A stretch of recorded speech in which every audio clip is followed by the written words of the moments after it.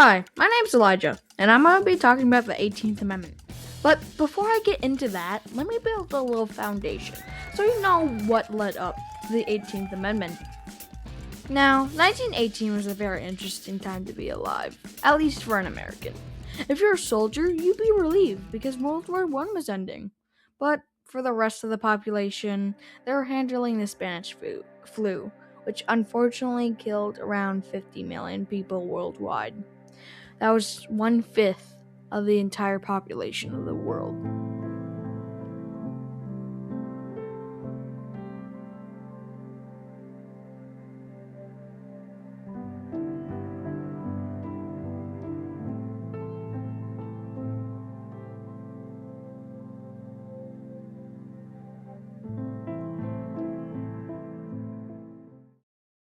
You also had a lot of famous people in 1918, like Nelson Mandela, Pee Wee Reese, and the guy who we'll be talking about a lot in this video, Wayne Wheeler.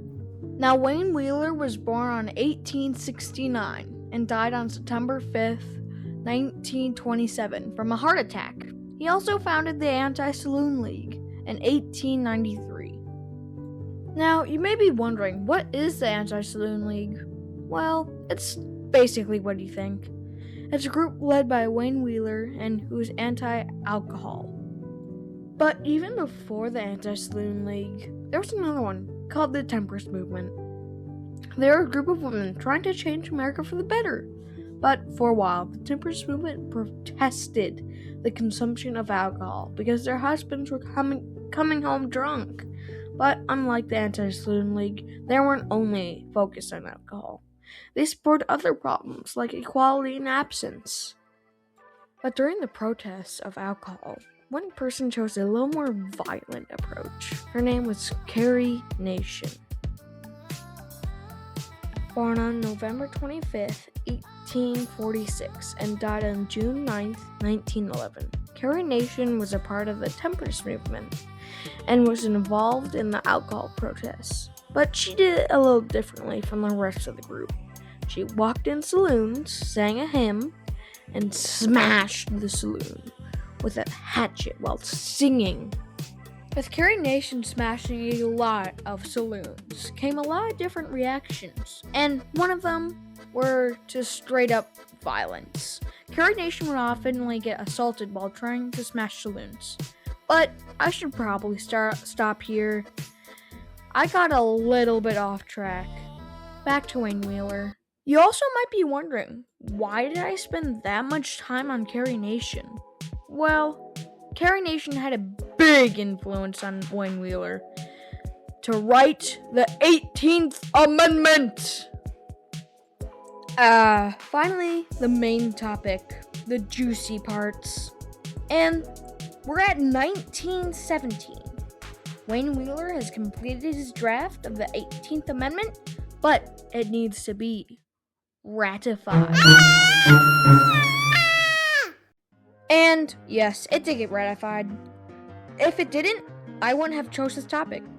Anyways, it was ratified in January 16th, 1919, the official start of Prohibition. But there was one problem, something that still haunts us now, something called taxes. There was a tax on alcohol, one of the most profitable taxes. But with the 18th Amendment, it stripped away that tax. Simple fix, tax the people.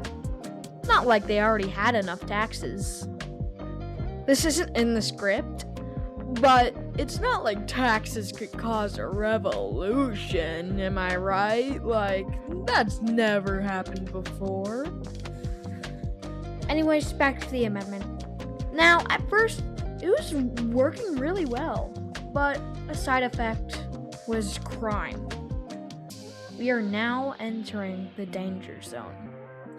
Also, my favorite part of this story. Since alcohol is very addictive, and the government banned alcohol, people started smuggling and transporting alcohol around the country.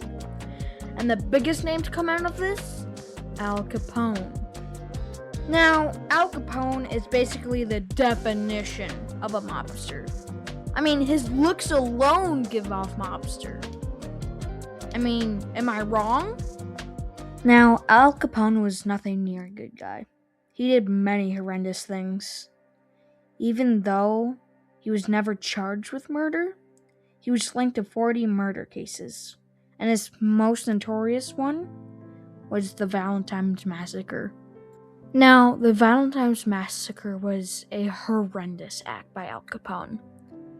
A different gang was promised crates of alcohol, but instead of getting it, they were met with people dressed in cop uniforms and shot.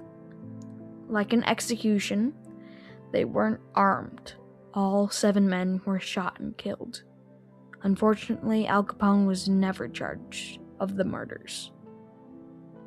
But Al Capone was eventually locked up, but not for murder.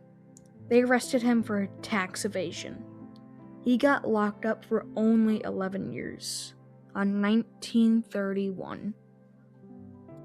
Hey, at least he got locked up in Alcatraz, even though he was only charged with tax evasion.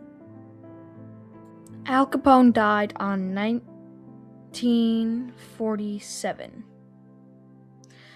But we went a little too far. Let's back up, shall we? It's been quite dark, so I'm gonna try to lighten the mood with something called a speakeasy. A speakeasy, a top secret saloon that everyone knew about, where you could listen to jazz and talk to girls, and vice versa. And you might have a couple questions. If alcohol is illegal, how is it still running? And what do you mean by talk to girls? Well, don't you worry, I'll answer your questions. First, how is it still running? Well, actually many cops joined in with the speakeasies, but for their other ones, they go to get the bribes to keep the party going. Second, talking to girls at the saloon. Well, before the 18th Amendment, there were some rules that men and women couldn't drink together in public. But now, it's fine. Because when the 18th Amendment took down alcohol, the rules came with it. But the people were getting sick of all the crime. So, they had an idea. If the banning of alcohol started all of this, if they got their alcohol back, it would fix everything. People started protesting for their alcohol back, and it actually worked. The government signed the 21st Amendment to repeal the 18th Amendment. Crime dropped since there was no demand. The 18th Amendment flopped right on its face and did the exact opposite on what it was trying to do. Make American lives better. So, what did we learn from this? Do not take Americans' alcohol away. So, in summary, Wayne Wheeler wrote the 18th Amendment, gang violence spiked, people started to protest it to get their alcohol back. Well, I hope you enjoyed my little video, and make sure to drink water today. Hey, also go watch Fishy85. Go subscribe to my channel, Fishy85. Shh, don't tell anyone I said this.